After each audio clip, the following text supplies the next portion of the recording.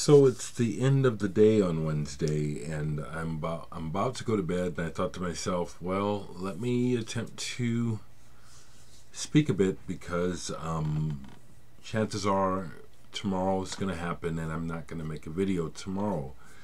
So if I speak now, well, I'll connect. But the primary thing on my mind is still the country and the social, I don't know how to put it in a broad sense, but what I'd like to share with you is today all over the United States, and I think there were some other places in the world where there were further demonstrations, die-ins, as it were, and there was one here in Omaha, and I participated. I went down, and it really felt good to take part in a lawful, well-meaning public protest. And what we did, it wasn't a large group of people, but the organizer of the protest had arranged it with the police and everything, so that we worked in concert with the police, and at a particular time, after assembling on the sidewalk and some talk, some speeches, I even spoke just spontaneously because I'm just feeling this stuff. We all went out and laid in the street. We had a die-in, and blocked traffic for 4.5 minutes, each minute to pay tribute to the hours that the young man, Michael, laid in the street. I know that my channel is primarily about music, and that is what you really want to hear me talk about, is music. But, I've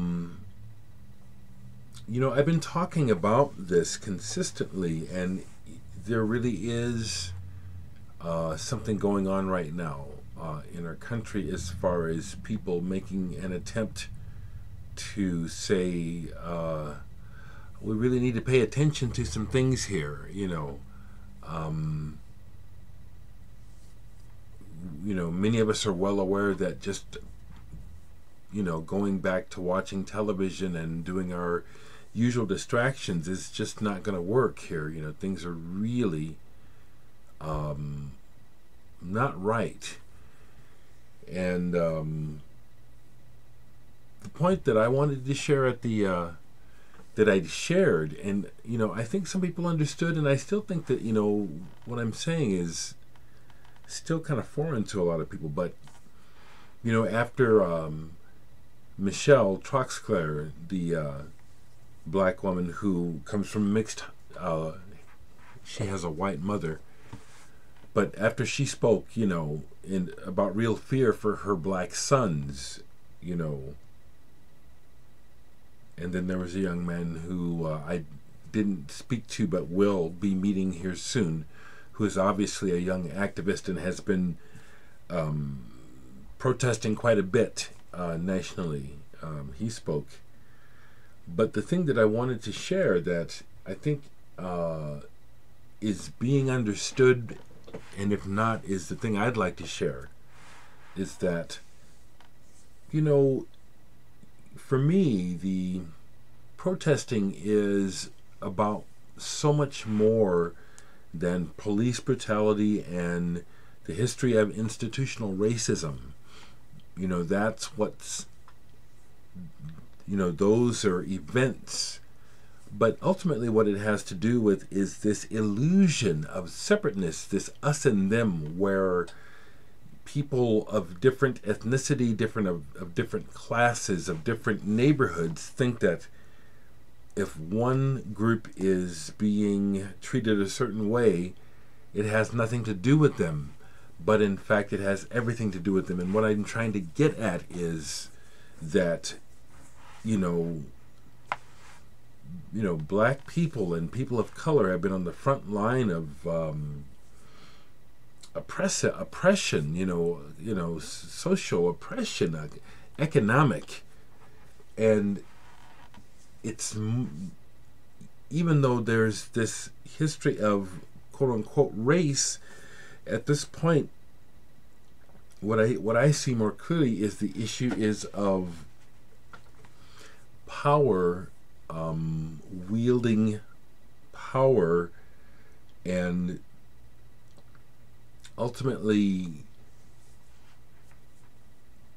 the democracy that we thought we lived in is no longer present. That we live in we live under a corporation. I don't know what the correct word is for it, but fascism fits. The idea that those that own things, run things, are proceeding with policing people from a point of view that the citizens are threats, or enemies of the state, and a lot of this, and how this history of stereotyping and of behavior and of groups of people, how that all ties in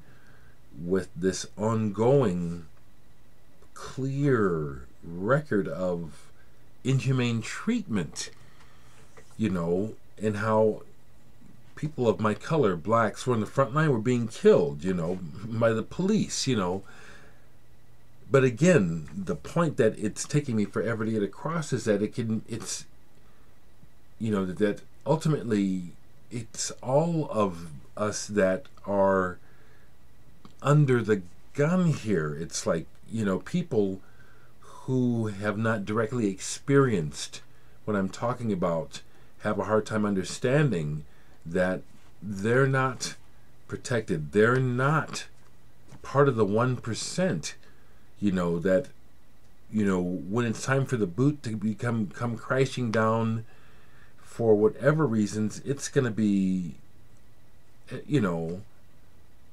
all kinds of people, and this is just very clear to me, has been for a long time, and it just needs to be understood, from my point of view. And it's the thing I'm trying to get across, that I want to help make understand that it's important for us as people to try to, find our commonality as opposed to our differences, to try to wake up to this divided us versus them sort of thing, Democrats versus Republicans, blacks versus whites, poor versus middle class.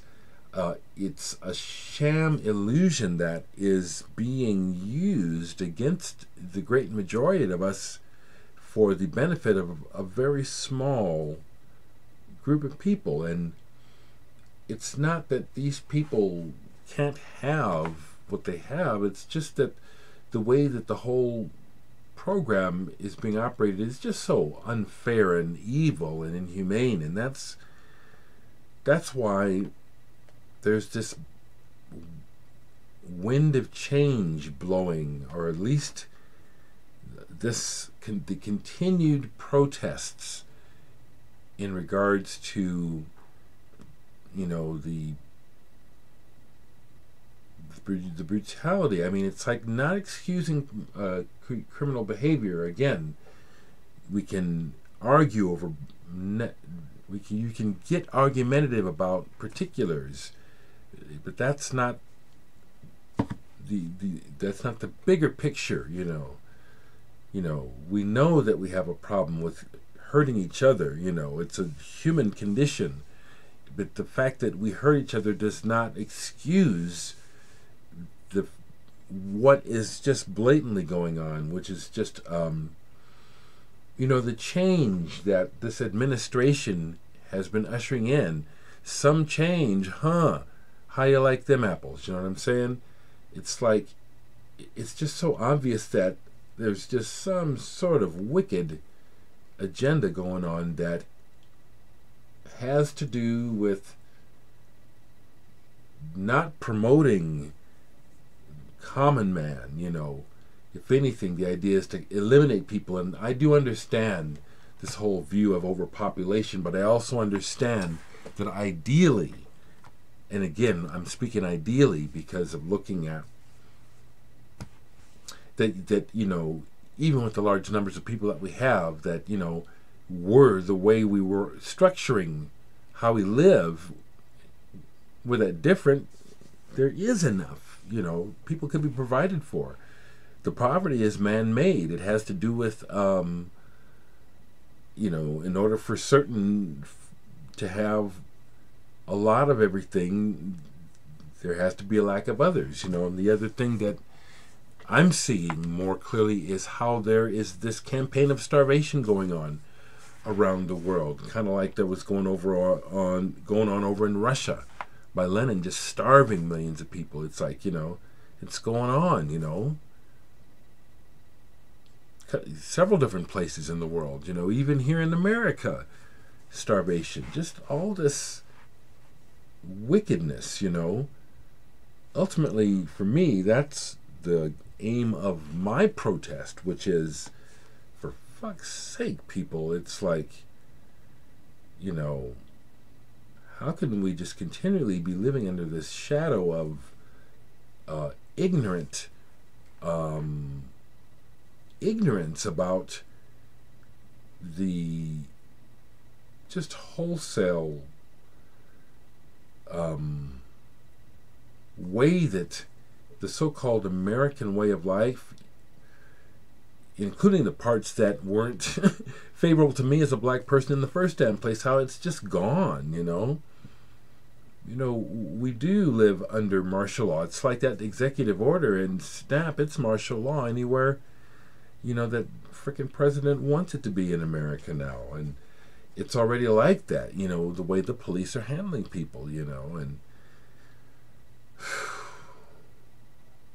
so that's, you know, that's the underlying issue that's been gnawing at me. Even if you go back for all the years I've been making videos, when I break out into these talks about concern about life, it's always the same thing, which is just literally how, you know, justice is an illusion, and how, you know, we just, you know, we slave away and we get a few creature comforts like all my records and stuff, you know, and it's been enough to keep us quiet and until we start to wake up to see the emerging oppression and just mad destruction of our lifestyle, and or not even lifestyle, but just destruction of the ability to maintain life. You know, it's just really under siege by,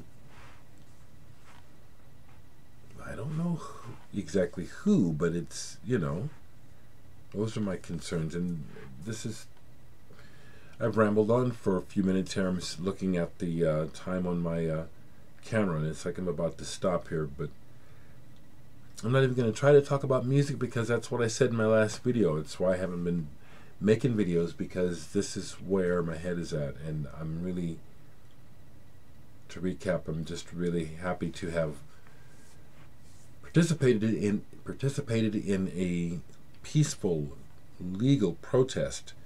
And on Facebook, I thank the police for the cooperation, because it's not anti-police, it's anti-corruption.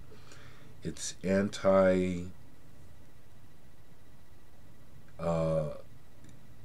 it's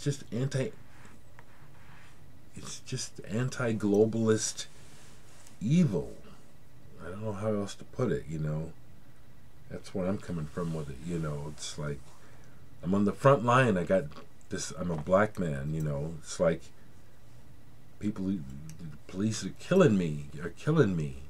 People, like, they're killing us just because, you know, and that's just not right. But I've been through enough and see well enough to realize that it's not just the black people. It's all of us. They'll kill all of us, you know. They're about to kill all of us if we don't watch out, you know. It's not right. You know, this is what's on my mind, you know. That's what I got to say.